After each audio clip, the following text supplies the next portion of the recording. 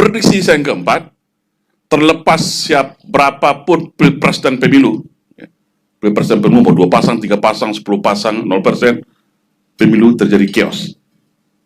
Karena apa? Kalau pemilu chaos, bisa mengajukan dekret dong. Dekret atau triumvirat kayak apalah.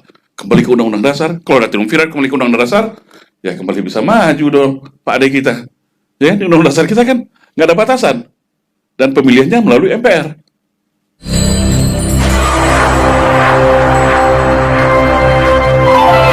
Assalamualaikum warahmatullahi wabarakatuh. Kalau saya melihat inilah apa yang terjadi terhadap bangsa kita ini akibat kita selama ini nggak melek politik. Kita selalu menyatakan, wah jangan ikut politik, politik itu kotor. Jangan ikut politik dong, politik itu jahat. Ya. Ini adalah salah bentuk perang serangan asimetris terhadap masyarakat Indonesia supaya kita menjadi naif, ya, nggak melek politik, ya akhirnya jadi korban politik. Sekarang ya akibatnya gitu kan.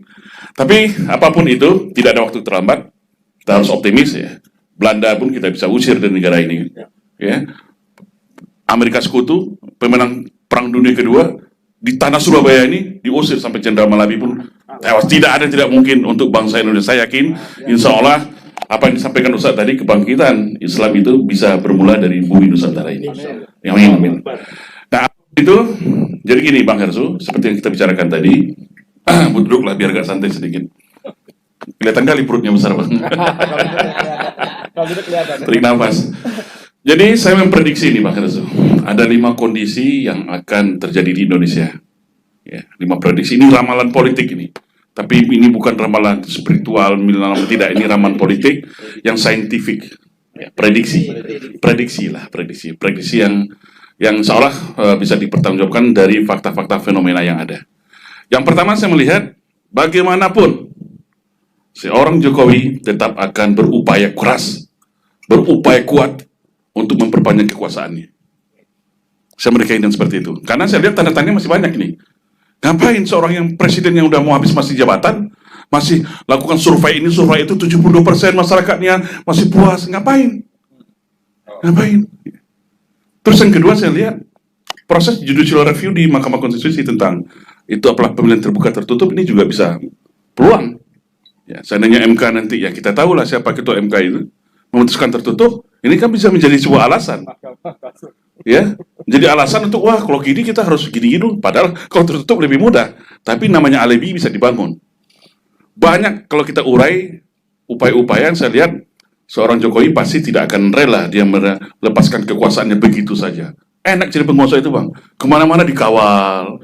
Kemana orang minta sowahan. Ya ada yang nyakitin kita nggak perlu perintah orang itu langsung masuk penjara. Kan bisa aja. Enak jadi penguasa itu. Nah, terus yang kedua, prediksi saya yang kedua. Prediksi yang saya kedua, walaupun ya, dia udah berupaya nggak berhasil dia ternyata ada perlawanan rakyat misalnya, dia juga menyiapkan plan B-nya. Plan B-nya yaitu tetap ada pilpres dan pemilu, tetapi tanpa Anies. Wah, ini prediksi yang kedua nih. Bisa 2 pasang, bisa dia berikan setting. Yang penting yang menang kedua-duanya adalah bagian dari kepentingan oligarki. Tanpa Anies. Nah, kita lihat tanda-tandanya. Ya, pertama dengan kasus Joni Plate, ya. Belum lagi Partai Demokrat nih, kita nggak tahu nasibnya. Dengan Mahkamah Agung apa dituntut atau banyak upaya atau banyak lagi atau kalau Formula E lagi mau diungkit-ungkit nih, KPK udah diperpanjang nih masa jabatannya. Jadi tanda-tanda nih. Kan Allah sudah memberikan kepada kita ya Ustaz ya. Diberikan kepada kita untuk membaca tanda-tanda gitu. Nah, kalau kita membaca tanda-tanda, jadi sah-sah aja. Wah, ini arah kemana nih? Nah, dikira ini kita masyarakat ini bodoh ini. Kita bisa melihat arah-arah ke sana gitu. Nah, kalau saya lihat tetap ada pilpres tapi tanpa Anies. Siapapun yang pasang 1-2-nya silahkan. Nah, yang ketiga, walaupun ada pilpres dan pemilu dan ada 3 pasang, tapi antara pasangan Prabowo dengan Anies terpisah, Ganjar berdiri sendiri. Karena apa? Ya, secara irisan masa, riset yang kita baca itu, sebanyak berapa riset, ternyata irisan basis masa antara Prabowo dengan Anies ini masih banyak beririsan. Nah, kalau mereka ini 2 terpecah dengan pasangan, kan bisa aja dengan operasi intelijen dan politik sah saja, carikan aja wakilnya, ya dipaksa wakilnya yang lemah lah gitu kan. Dan operasi politik, ya akhirnya Prabowo yang lemah, Anies yang lemah, akhirnya mereka sama-sama lemah, yang menang ya Ganjar sendiri, gitu. Misalnya sekarang kita lihat nih, Ganjar pasti akan merangkul dari kelompok Islam nih. Nah, sekarang dia tiba-tiba butuh Islam, mulus-ulus seperti yang diberitakan dengan imam besar Istiqlal kan, diulus-ulus. Ini kan arahnya kita udah tahu nih, segmen pasar apa yang dia mau ambil. Ya, segmen pasar ini otomatis irisannya masih sama dengan yang Prabowo dengan Anies gitu. Sedangkan dari kubu Ganjar dia berdiri sendiri, kubu nasionalis.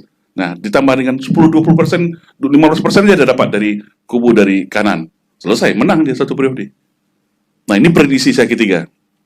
Nah, prediksi saya yang keempat, terlepas berapapun pilpres dan pemilu, ya, pilpres dan pemilu mau 2 pasang, 3 pasang, 10 pasang, 0%, pemilu terjadi chaos.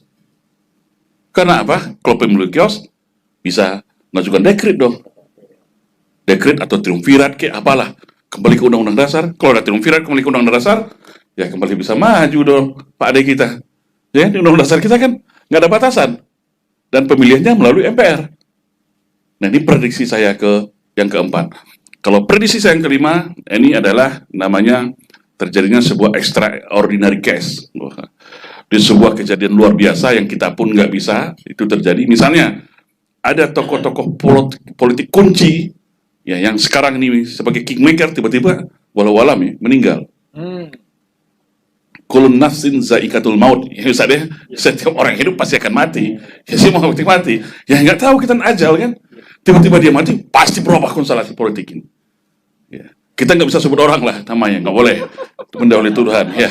Yang penting kita tahulah siapanya. Ya, kita silakan berimajinasi. Siapa tiba-tiba dia meninggal, langsung berubah di politik, ya. Ya, siapa yang paling cepat, paling kencang, ya itulah yang. Nah, 5 prediksi ini bisa juga benar, bisa salah betul, atau bisa kombinasi, bisa aja. Ya. Ini menurut saya Bang Hersu sedikit prediksi yang bisa, ya silakan masyarakat menilainya. Terima kasih. Assalamualaikum warahmatullahi wabarakatuh.